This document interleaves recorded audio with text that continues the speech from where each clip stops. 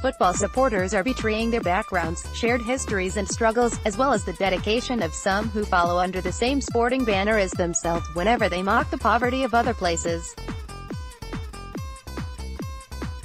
3 games over Christmas, 3 occasions where "Feed the Scousers" has been bellowed out by different sets of fans who come from cities where dire employment rates explain deprivation in detail, to a large extent why match-goers with a social conscience are leading the food bank campaigns, which have subsequently been promoted by football clubs trying to do the right thing.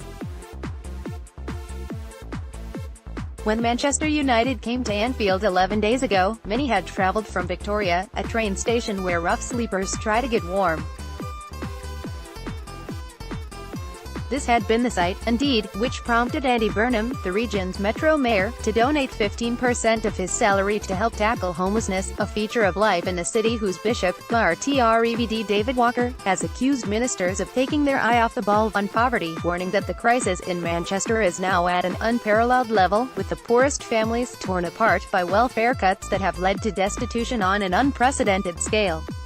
When Liverpool went to Molineux last Friday and were encouraged, just as Evertonians had been in August, to sign on, it not only seemed to be forgotten that Connor Cody, the Wolverhampton Wanderers championship-winning captain, comes from Merseyside, but also the desperate fact that 34% of children in the Black Country now exist below the poverty line, and the majority of those, according to the Joseph Rowntree Foundation, live in households where parents or guardians are actually in paid work. Then, yesterday, just Xherdan Shaqiri made it 3-0 to Liverpool, just when those in the away end appeared to run out of positive messages about their own team. It came again. Behind them in the Anfield Road stand had been Purple Van taking food collections in a joint initiative between Liverpudlians and Evertonians, and earlier that day, Newcastle supporters had made a donation as part of a reciprocal agreement between the clubs.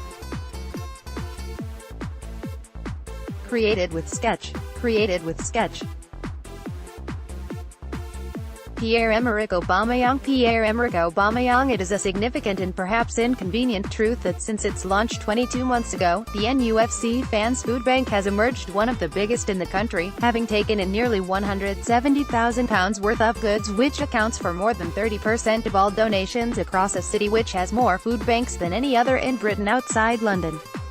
While this reflects the generosity of the people that live in the Northeast, it also reflects the depth of the social issues that exist there, and therefore the mutton-headedness of the chanting. It will be said that songs directed towards poverty on Merseyside have happened for decades, that it is merely light-hearted banter, yet the singing is a suppressant, rooted in an anti-Irish sentiment that preserves the view Liverpudlians have too much to say for themselves, in the same way women with an opinion are feisty, or black people who push back have chips on their shoulders. This intensified as the city resisted the force of Thatcherism, an ideology which injected nearly all of Shire Britain with the belief it was following the right path at precisely the point where Liverpool went in the opposite direction, becoming an absolutely Labour council, led by militant.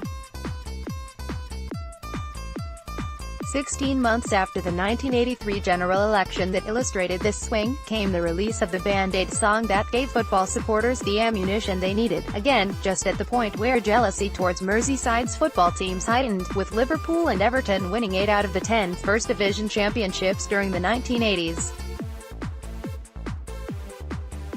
With Liverpool on the ascendancy again, perhaps the chanting will become even more audible.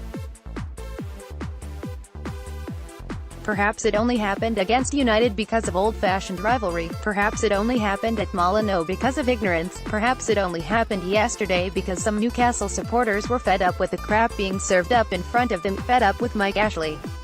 It had taken them 61 minutes to go there, perhaps because there has been an effort amongst senior supporters to stamp out the sort of songs that are led by those without the gumption to realize how self-defeating they are, those who are not creative or alert enough to come up with something new, something that admits of or exposes a wider reality.